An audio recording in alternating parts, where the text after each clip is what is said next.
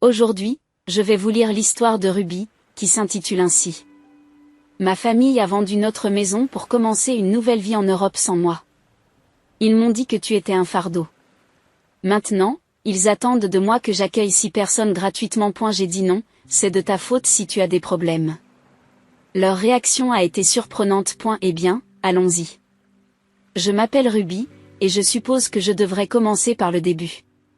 J'étais à l'université depuis 2 ans, à environ 3 états de chez moi. J'ai bénéficié d'une bourse partielle, mais pas totale, malheureusement, et mes parents ont dû couvrir le reste. C'était assez intense de jongler avec les cours et tout le reste, alors je n'ai pas rendu visite à ma grande sœur Emma. Toujours. Quand nous étions enfants, elle avait la plus grande chambre, tandis que j'étais coincée dans la minuscule chambre à côté de la buanderie. Quand elle a eu 16 ans, ils lui ont acheté une voiture, rien d'extraordinaire. Mais une voiture quand même. Aurais-je 16 ans, vous pouvez marcher, c'est un bon exercice. Emma a pris des leçons de piano, des cours de danse, des cours d'art, des camps d'été, tout ce qu'il faut. On ne peut pas se le permettre maintenant, Ruby. Mais d'une manière ou d'une autre, il pouvait se payer les affaires d'Emma. Emma avait 22 ans quand elle s'est mariée avec Jack qui travaille dans une grande entreprise. Je suis allée au mariage, évidemment, mais devine quoi ? Elle ne m'a pas demandé d'être demoiselle d'honneur. Ce sont ses amis de l'université qui ont eu cet honneur, tandis que je suis restée là à regarder, comme une invitée au hasard. Maman n'arrêtait pas de s'extasier sur le fait que tout était parfait, tandis que papa parlait affaires avec Jack pendant toute la réception. Bref, j'ai fait défiler Facebook et Instagram tout le temps, et ce n'est qu'une photo après l'autre de mes parents passant du temps avec Emma et Jack. Dîner de famille, fête de fin d'année, sortie au hasard le mardi soir, voyage de week-end, et j'en passe. Ma mère postait constamment des trucs du genre « Je suis si chanceuse d'avoir des enfants si merveilleux » avec des photos d'Emma et de Jack. Vous avez remarqué qu'elle a parlé d'enfants au pluriel, mais qu'elle n'en montre qu'un seul ? Oui, ça m'a piqué à chaque fois. Pendant ce temps, mes parents m'appelaient à peine. Peut-être une fois toutes les quelques semaines, et quand ils le font, ce n'est jamais à propos de moi. Au Ruby, tu devrais entendre parler de la promotion de Jack, où Emma et Jack regardent des maisons dans la belle partie de la ville, où Jack a reçu un autre bonus, il est si intelligent avec l'argent. Jamais. Comment se passent tes cours, tu manges assez, tu as besoin de quelque chose ? Juste Jack par-ci, Jack par-là, comme s'il était leur vrai fils et que je n'étais qu'un pis-aller. Mais je m'y suis habituée. Honnêtement. Je ne l'ai presque plus remarqué parce que j'étais tellement occupée avec l'école et le travail. Je travaillais dans un petit café près du campus, rien d'extraordinaire, je prenais des commandes, je faisais du café et je nettoyais les tables. Mais bon, ça paye quelques factures et ça me donne de l'argent de poche pour les choses que mes parents ne veulent plus m'aider à faire. Le pire, c'était pendant les événements familiaux.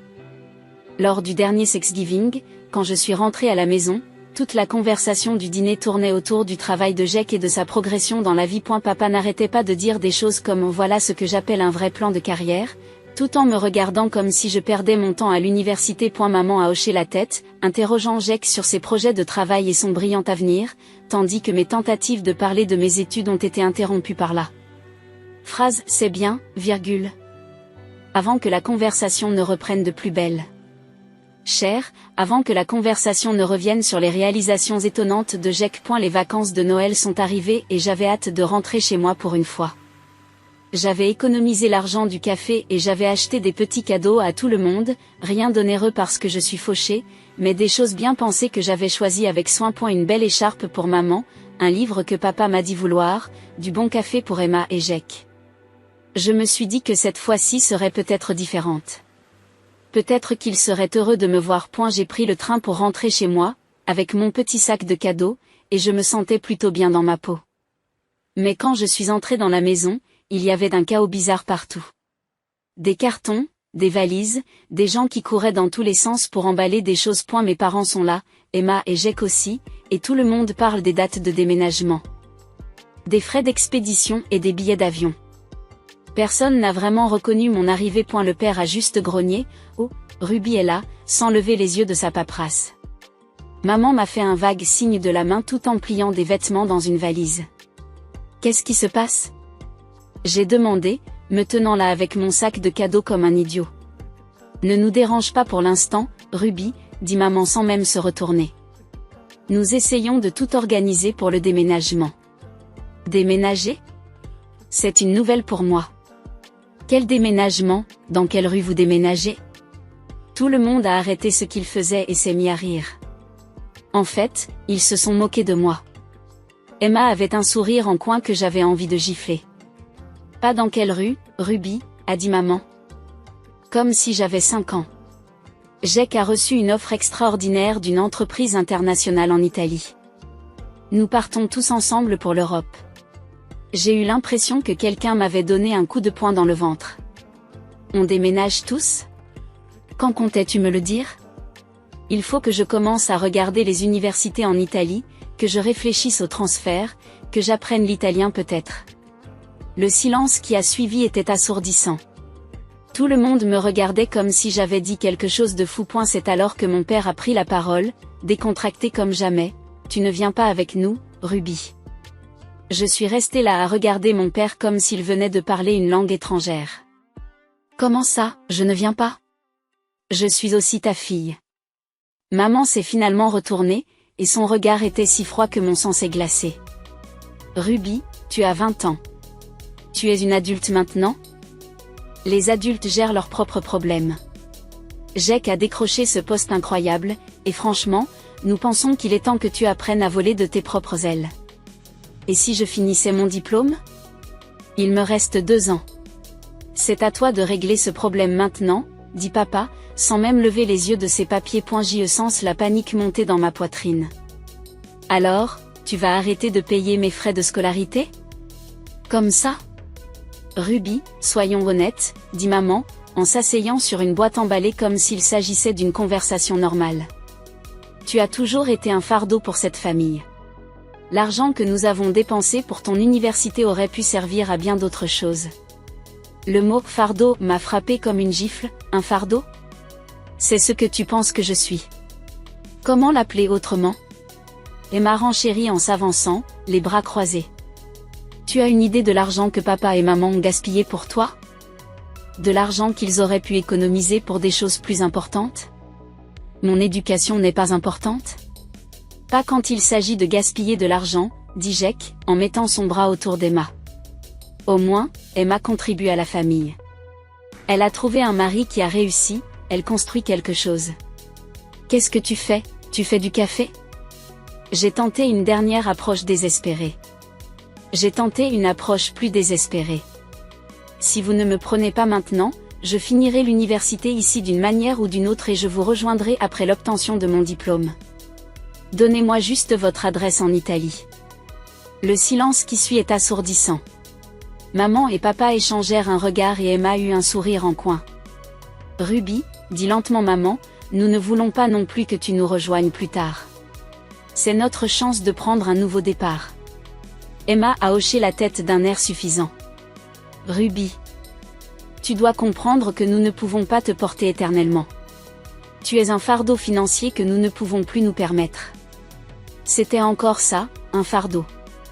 Le mot qu'ils avaient utilisé pour définir toute mon existence dans leur vie. J'ai regardé dans la pièce ces gens qui étaient censés être ma famille. Maman s'était déjà remise à plier des vêtements comme si je n'étais pas là. Papa mélangeait ses papiers. Emma et Jack parlaient à voix basse de listes de colisage. Je me suis approchée du sapin de Noël dans le coin, tout décoré et joyeux, et j'ai posé le sac de cadeaux que je tenais. Personne ne l'a remarqué. J'ai passé 20 ans à être leur fille. Et cela s'est terminé par le fait que j'ai été traitée de fardeau et qu'on m'a dit de me débrouiller toute seule. Je suis sortie de cette maison sans un mot de plus. Personne ne m'a appelée. Personne ne m'a suivi jusqu'à la porte. Personne ne m'a même dit au revoir. Le trajet en train jusqu'à l'université a été flou. Je n'arrêtais pas de me repasser leurs mots en boucle. Fardeau, difficile, nous ne voulons pas de toi. Lorsque j'ai regagné mon dortoir, j'étais engourdie. Le campus était complètement vide. Tout le monde était rentré chez soi pour les vacances de Noël. Ma chambre ressemblait à un tombeau, juste moi, mes manuels et la réalité écrasante que j'étais vraiment seule maintenant. J'ai passé le jour de Noël à manger des nouilles ramen et des biscuits bon marché achetés au distributeur. Pas de dîner en famille, pas de cadeaux, pas d'appel téléphonique. Le matin suivant Noël. Je me suis forcée à penser concrètement. J'avais besoin d'environ 20 000 $ pour terminer mes 2 dernières années d'études. Mes parents n'allaient pas m'aider, ils me l'avaient bien fait comprendre. Je devais donc me débrouiller seule. J'y suis allée à mon travail au café et j'ai supplié mon directeur de me donner plus d'heures. J'ai besoin de travailler autant que possible, lui ai-je dit, je prendrai n'importe quel poste que vous avez. Elle s'est montrée compréhensive et m'a donné des postes doubles chaque fois que c'était possible. Pendant que les autres étudiants faisaient la fête ou se détendaient, je travaillais. Tous les jours, parfois 12 heures, si je pouvais le faire en tenant compte de mon emploi du temps. J'économisais chaque dollar que je pouvais, n'achetant que le strict nécessaire. Pas de nouveaux vêtements, pas de sorties entre amis, pas de cadeaux. Chaque centime était consacré aux frais de scolarité. En janvier, j'ai appris par un cousin que mes parents avaient vendu la maison et étaient partis pour l'Europe avec Emma et Jack. Ils n'ont laissé d'adresse à personne, pas même à la famille. C'était comme s'ils voulaient s'assurer que je ne puisse jamais les retrouver. Cela me convenait, j'en avais fini avec eux aussi. Les 2 années suivantes ont été brutales. J'ai travaillé sans relâche, j'ai étudié plus dur que jamais et j'ai vécu de nourriture bon marché et de détermination, mais j'ai réussi. J'ai obtenu mon diplôme avec d'excellentes notes et un titre que j'ai payé moi-même. Pas d'aide de la famille, pas d'assistanat, juste de l'obstination et des manuels tachés de café. Juste après avoir obtenu mon diplôme, j'ai trouvé un emploi décent dans une société de marketing. Rien d'extraordinaire, mais un salaire suffisant pour louer un petit appartement et commencer à construire une vraie vie. J'ai gardé la même éthique de travail qu'à l'université, en acceptant des projets supplémentaires, en restant tard, en me portant volontaire pour des missions dont personne ne voulait. Mes patrons l'ont remarqué et ma carrière a commencé à progresser plus vite que prévu. J'ai travaillé comme une femme possédée pendant les 5 années qui ont suivi. Pendant que mes collègues allaient boire un verre, je travaillais sur des présentations. Pendant qu'ils prenaient des vacances, je m'occupais de leurs projets pour gagner plus d'argent. Chaque bonus, chaque augmentation, chaque dollar supplémentaire allait directement à l'épargne. J'avais un objectif, je voulais avoir mon propre logement. Après avoir vécu comme un moine pendant 5 ans, j'ai finalement eu assez d'argent pour verser un acompte sur un petit appartement. Ce n'était pas grand-chose, juste une chambre à coucher dans un quartier correct, mais c'était le mien. J'ai obtenu un prêt hypothécaire et je me suis sentie fière de signer les papiers. Pas d'aide familiale, pas de co-signataire. Juste moi et ma cote de crédit. Pendant les 3 années qui ont suivi, j'ai consacré chaque dollar supplémentaire à ce prêt hypothécaire. Pas de dîner chic, pas de vêtements coûteux, pas de vacances. Je voulais posséder quelque chose, vraiment posséder quelque chose, sans rien devoir à personne. Lorsque j'ai effectué le dernier versement hypothécaire, j'ai pleuré. Non pas de tristesse, mais de pur soulagement et de fierté. Mais à ce moment-là, l'appartement me semblait trop petit. Je travaillais bien, je gagnais bien ma vie et j'ai commencé à voir plus grand. Je voulais une maison. Une vraie maison où je pourrais m'étendre, peut-être même penser à une future famille un jour. J'ai donc vendu l'appartement et acheté une maison avec un nouveau prêt hypothécaire. Rien d'énorme, mais il y avait 3 chambres, un jardin, surtout, c'était à moi. Enfin, à moi et à la banque, mais vous voyez ce que je veux dire. Je vivais ma meilleure vie. Honnêtement, 10 ans s'étaient écoulés depuis ce Noël cauchemardesque, et j'avais construit quelque chose de vrai pour MOI. Ma maison prenait forme, je la meublais peu à peu et je m'y sentais chez moi. Le travail marchait très bien, je sortais avec un garçon très gentil, Marcus, et pour la première fois de ma vie d'adulte, je me sentais vraiment heureuse. Puis Patricia, la cousine de mon père, m'a appelé sans crier gare un mardi soir. Ruby, chérie, j'ai des nouvelles, a-t-elle dit, et quelque chose dans sa voix m'a fait chavirer l'estomac. Tes parents sont de retour aux États-Unis et ils te cherchent. Mon premier réflexe a été la panique, puis la colère. Comment le sais-tu ? Ta mère m'a appelé la semaine dernière pour me demander si j'avais tes coordonnées. Elle m'a dit qu'ils avaient essayé de te retrouver mais que tu avais changé de numéro de téléphone. J'avais changé de numéro 2 fois depuis l'université. Spécifiquement pour qu'ils ne puissent pas me contacter si jamais ils décidaient de vouloir quelque chose. Je suppose que cela a fonctionné pendant un certain temps. Patricia, s'il te plaît, dis-moi que tu ne leur as pas donné mon adresse. Bien sûr que non, ma chérie, je sais ce qui s'est passé il y a 10 ans et je voulais te prévenir. Ils pourraient essayer de contacter d'autres membres de la famille pour obtenir vos informations. Après avoir raccroché, j'ai essayé de ne plus y penser. Quelles étaient les chances qu'ils me retrouvent ? J'avais déménagé 2 fois depuis l'université, j'avais changé de travail, j'avais tout changé. Et puis, pourquoi voudrait-il me retrouver maintenant? Après 8 ans de silence radio, je me suis dit qu'il ne fallait pas y penser. J'ai repris mon train-train habituel, travail, gym, temps passé avec Marcus, travaux dans la maison.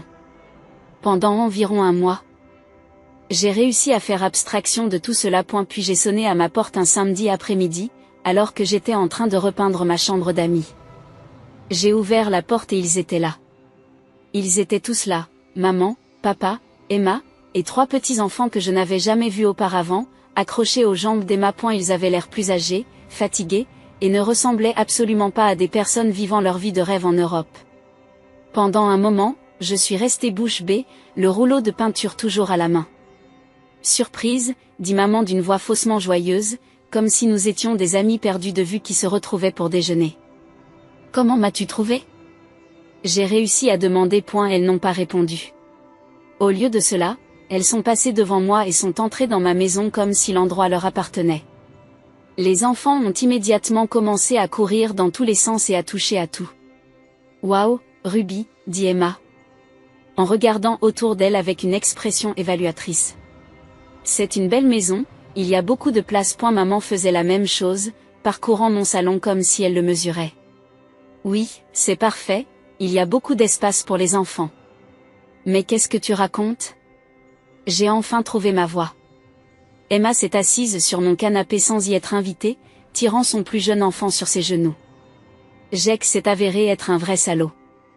Nous avons racheté une maison en Italie, mais il a tout mis à son nom. Puis il a trouvé une jeune Italienne et nous a tous mis dehors. Et elle a divorcé, poursuit-elle, la voix amère. Il s'est arrangé pour que je n'ai pratiquement rien, pas de maison, pas d'argent, à peine une pension alimentaire pour les enfants. Nous nous sommes retrouvés sans rien. Maman a hoché la tête de façon spectaculaire. Nous avons dû revenir aux États-Unis sans presque rien. Cela fait 1 mois que nous logeons dans un motel. C'est terrible, ai-je dit lentement. Je suis désolée que cela vous soit arrivé. Mais je ne comprends toujours pas pourquoi vous êtes ici. Le silence qui a suivi était révélateur. Ruby, dit papa sur le même ton condescendant qu'il avait utilisé il y a 8 ans, nous sommes une famille. Nous devons nous serrer les coudes dans les moments difficiles. C'est alors que j'ai compris qu'ils n'étaient pas là pour s'excuser ou reprendre contact. Ils étaient là parce qu'ils avaient besoin de quelque chose. Laisse-moi mettre les choses au clair, dis-je, d'une voix mortellement calme. Il y a 8 ans, tu m'as dit que j'étais un fardeau, tu as refusé de m'aider à finir l'université et tu as déménagé en Europe sans même laisser d'adresse. Maintenant, tu es de retour parce que ta vie parfaite s'est effondrée, et tu veux quoi au juste? Maman m'a regardé comme si je n'étais pas raisonnable. Nous voulons rester ici, Ruby, avec toi. Nous sommes une famille.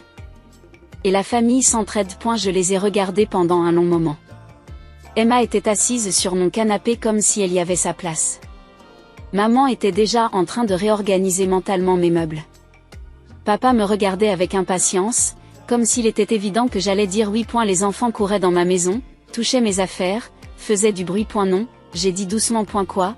Maman a cligné des yeux. J'ai dit non, absolument pas, tu ne restes pas ici. Ruby, sois raisonnable, a commencé papa. Raisonnable, les yeux interrompus. Tu veux parler de raisonnable? Laisse-moi te dire ce qui est raisonnable. Raisonnable, c'est se souvenir qu'il y a 10 ans, quand je t'ai supplié de ne pas m'abandonner, tu m'as dit de gérer mes propres problèmes parce que j'étais adulte. Eh bien, devinez quoi? Vous êtes tous des adultes aussi, gérez vos propres problèmes. Le visage d'Emma devint rouge. Ruby, tu n'es pas sérieuse? Nous avons des enfants. Tu aurais dû y penser avant de tout mettre au nom de Jake. Tu aurais dû y penser avant de brûler les ponts avec le seul membre de ta famille qui aurait pu t'aider. Tu es égoïste, s'emporte maman, sa fausse gaieté se fissurant enfin. Nous t'avons élevé, nous t'avons tout donné. Tout? Tu ne m'as rien donné. J'ai payé mes études, j'ai acheté mon appartement, j'ai acheté cette maison. Tout ce que j'ai, je l'ai gagné moi-même pendant que tu vivais en Italie. Et la pièce est devenue silencieuse, à l'exception des gémissements des enfants. Il pouvait sentir la tension. Ruby, dit papa sur ce ton manipulateur que je me rappelle de mon enfance, tu peux sûrement trouver dans ton cœur la force de nous pardonner. La famille, c'est la famille. J'ai regardé chacun de leurs visages. Ils étaient toujours dans leurs droits, ils attendaient toujours de moi que je règle leurs problèmes alors qu'ils n'assumaient aucune responsabilité pour leurs propres actions. Vous savez quoi? Ai-je dit en me dirigeant vers la porte d'entrée et en l'ouvrant. Tu as raison, la famille, c'est la famille. Et tu as été très clair il y a 10 ans, je ne fais pas partie de la tienne. Ruby, ne fais pas ça, je suis un plaidoyer, mais je pouvais voir le calcul dans ses yeux. Je ne fais rien, je ne fais qu'appliquer la même logique que celle que tu as utilisée sur moi. Vous êtes des adultes, débrouillez-vous. Ils sont partis, mais pas avant que maman ne me dise en sifflant que je le regretterais, qu'il trouverait un moyen de m'obliger à les aider. Je me suis dit que c'était fini. Ils avaient proféré leurs menaces, j'avais tenu bon et j'espérais qu'ils retourneraient en rampant dans le trou d'où ils étaient sortis. J'ai repris ma vie, mon travail, Marcus, la réparation de la maison. Je me suis presque résignée à ce que ce soit fini. Puis, un mois plus tard, j'ai reçu des documents juridiques. Mes parents me poursuivaient pour obtenir une aide financière. 4 000 $ par mois. Les documents prétendaient qu'ils étaient âgés et incapables de travailler, et qu'en tant que leur fille, j'étais légalement obligée de subvenir à leurs besoins. Ils avaient joint des certificats médicaux attestant qu'ils étaient handicapés et ne pouvaient pas gagner d'argent. J'ai regardé ces documents pendant 10 bonnes minutes avant que la rage ne me saisisse. Ces personnes qui m'avaient abandonnée, traitée de fardeau et refusé de m'aider à aller à l'université exigeaient maintenant que je leur verse 4 000 $ par mois. L'audace était à couper le souffle. J'ai immédiatement appelé un avocat. Sarah Chen m'a été recommandée par un collègue, et, lorsque je lui ai expliqué la situation, elle s'est montrée incrédule. Laissez-moi comprendre, m'a-t-elle dit. Ils ont supprimé le financement de vos études, ont déménagé dans un autre pays sans vous le dire. Et maintenant ils veulent que vous les souteniez financièrement, c'est tout à fait exact. D'accord, nous devons rassembler des preuves. Avez-vous la preuve que vous avez payé vous-même vos 2 dernières années d'études? Des relevés bancaires, des documents de prêt, des dossiers de travail, j'ai passé les 2 semaines suivantes à fouiller dans de vieux papiers.